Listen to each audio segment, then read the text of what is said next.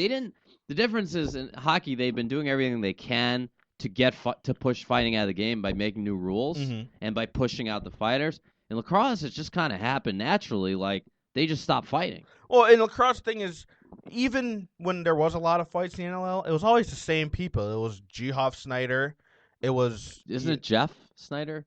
Jeff. Yeah. I think it's Jeff. I don't think Jeff. it's Geoff. Yeah, you're right. It is Jeff. It just looks like Geoff. Right, it does. But yeah, you had Snyder. You had Dan Dawson would fight sometimes. There wasn't very many. Dan LaDoucher was a big fighter for Toronto. You didn't really have too many big fighters. The same guys just fighting. Yeah, it was kind of like the old, AHL and NHL where every team had like two tough guys. Yeah, and Brandon they would Francis, square off. And it would be Casey Zaff. It would be in an Rochester. Well, he wasn't. He was more of a transition player. He Well, wasn't he just fought. a Casey fighter. Zaff fought. Yeah, he fought, but he wasn't like just a fighter. No, he wasn't just a fighter. But neither is Dan Dawson. Neither is Snyder. Look, Snyder's a but good there player. were some guys. I remember. There was a guy that they had the Knighthawks had just a couple years ago. He was like 6'6". This guy was massive. Who was that guy for Toronto that knocked out Scott Williams? Dan Ladouceur. Yeah, LaDoucher. Yeah, Dan Ladouceur. He was a mean son. He's not 6'6". He's 6'4", and he's a Toronto police officer. Oh, okay. And that makes he sense. retired. He takes out all of his anger on the lacrosse field. He retired a couple of years ago, but he was a big time fighter. And I just said Casey Zaff fought, but we had another guy who fought too. His name escapes me. Reggie Thorpe never was much of a fighter. But he could drop him. He could drop the gloves. He did, but he wasn't really. He was more of a defenseman that, he played a real good defense, and I was surprised because he looked like a guy who you think would, be a goon, but he really wasn't. So we were supposed to have Mike Hasen calling in. Yeah, whatever happened there. I don't know what happened. This is the second time we've had an issue with the Knighthawks following through on the interview times. So I don't know. Did you try to call him? We don't have their number. It's more of I give them the call-in number. This is maybe the equivalent of the. It's just not that into you. It's just not that into us. Apparently not. This is the second time, when you get stood up by a girl, it's like she's not. Well, no, the me. first time they came through, the first time was my fault because I gave them the wrong number. True, that's right. All right, so maybe. But this time I don't know. I'm confused. Anyways. Well, yeah, Sid Smith. So John, some news came out a couple days ago. In the DNC, city pushes for upgrade of sports venues. Okay. Mm-hmm. They're trying to get $5 million to make renovations to the Blue Cross Arena, which really isn't that much money when you look at arena cost. $5 million is pretty good. Well, I mean, when you consider the cost of arenas, that's an upkeep. That's really not that much. Oh, okay. But here we go.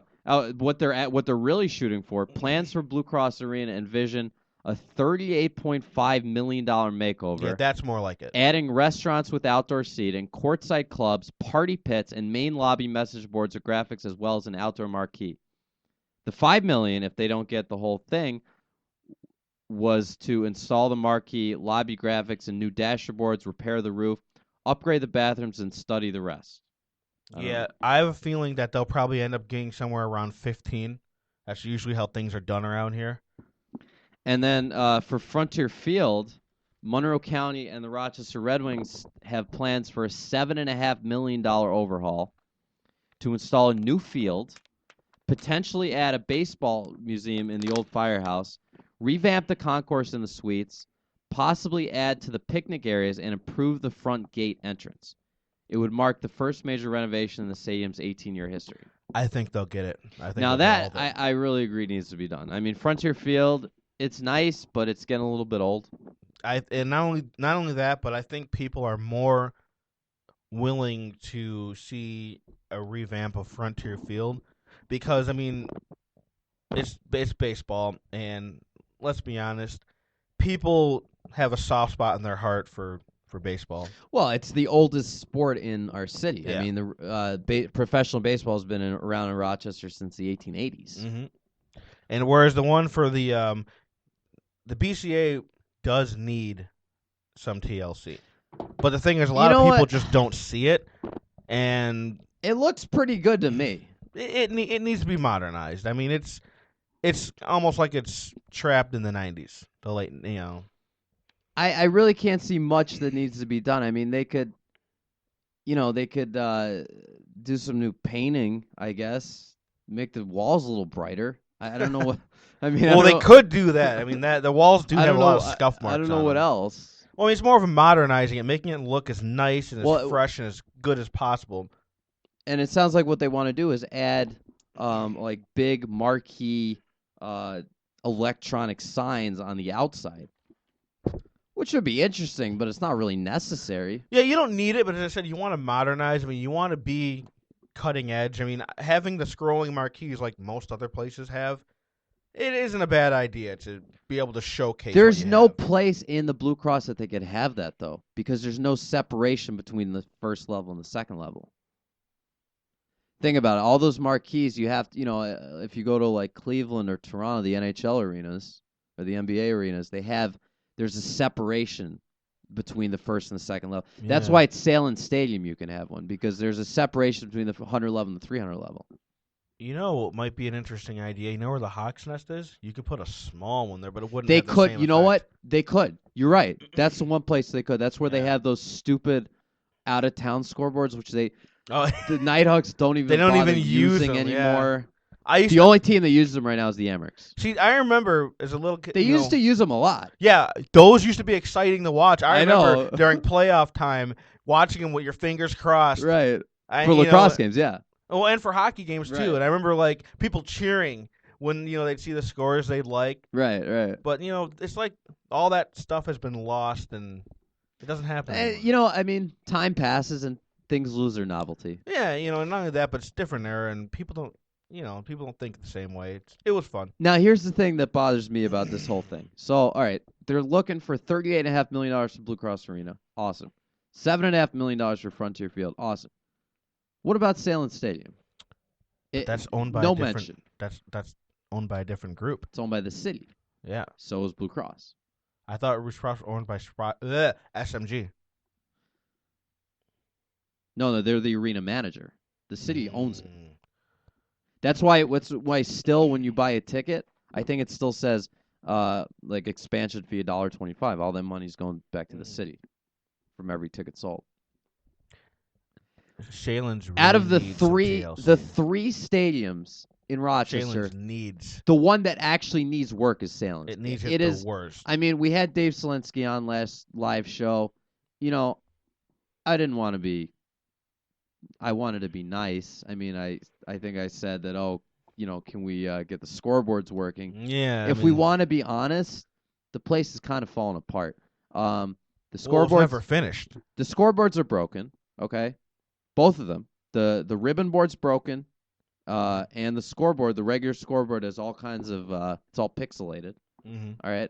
The coloration's way off, and the ads, they used to like these blinds that kind of flip in and out, so you could change ads. Mm-hmm. Those are broken. They just stay on the same old Rhinos logo from when they moved in. The 300 level it's disgusting. They haven't cleaned it in years, it looks like. It is dirty. I don't know. I wouldn't want to go up there if I was actually going to sit in there. They didn't like power wash the stadium once last year. Oh, I don't know if I'd go as far as to say that because I don't know. Just didn't. All right, it didn't look like they did. Well, here's what I'll say.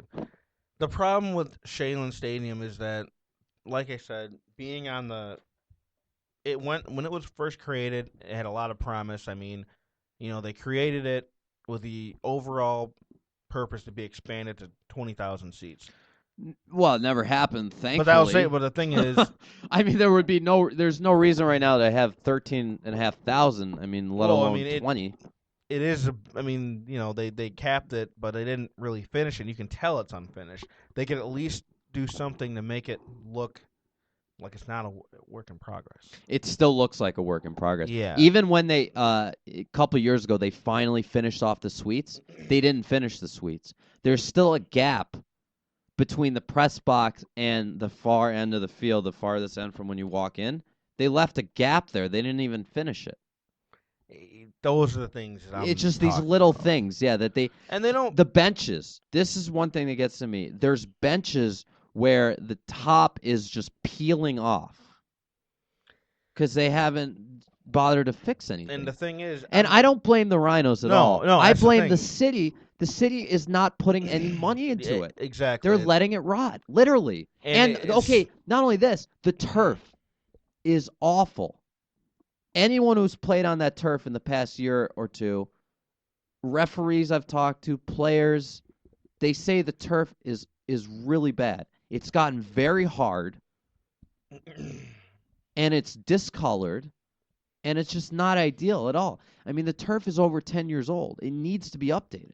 And you can't leave an artificial turf that long without updating it. And they're just not doing anything about it. Yeah, that's it. This is what I'm saying when it needs TLC. It needs little things to showcase it. I mean, and we're hosting. You want to have the best to offer when people come from other places to play on it. People come to be there. You want the fans to get the best experience. You want the city to be represented in the best way. You want to showcase everything as well as you can. And I think that we're missing a golden opportunity to really showcase Shaylen Stadium to its full potential. Especially when we're still hosting USA Women's National Games. That should be incentive enough. Well, if we're still hosting. Exactly. I hope that wasn't the last one when we only drew 5,000 people. You don't know. I mean, we debated about that, and the more I think about it, it's like you never know. It really could have been the last one. They could be fed up with playing here. They could be. You know the players don't like playing on that turf. I mean, they filed a lawsuit in Canada for the World Cup to not play on turf. So, and as far as turf goes, Shaylen Stadium is one of the worst just because it's old.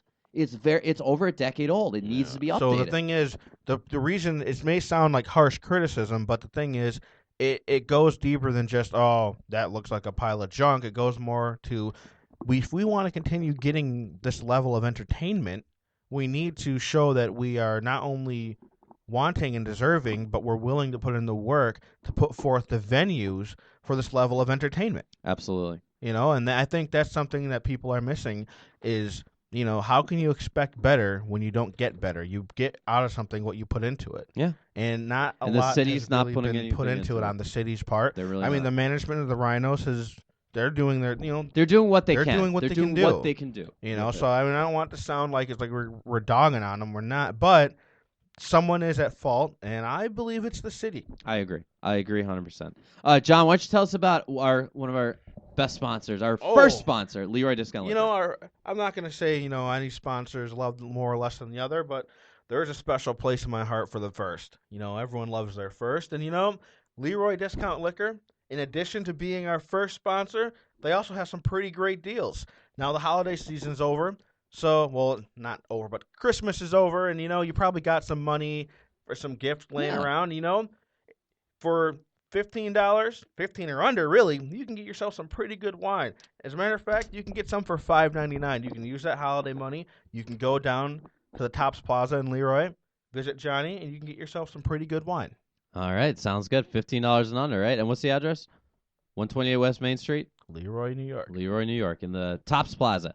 Also, we want to let people know about something's going on with the Lancers. Let's let Soccer Sam tell you about it. The Lancers are home Thursday, January 1st at 4 p.m. Come celebrate New Year's Day with the Lancers. The first 1,000 kids get a free cowbell, buy 4 tickets, and get free food. The Lancers home New Year's Day at 4 p.m. Call 872-KICK or ourlancers.com. Feel the kick, baby. John, are you going to feel the kick this Thursday? If I don't have to work, I'm going to feel the kick. I'm going to feel the kick this Thursday. I really want to feel the kick. What time's the game again? 4 p.m. Thursday, January 1st. I think I'm going to feel the kick. Syracuse Silver Knights coming to town. Yeah, I think I'm going to feel the kick. Arch rival Syracuse Silver Knights. Last game against Syracuse, it went to a shootout.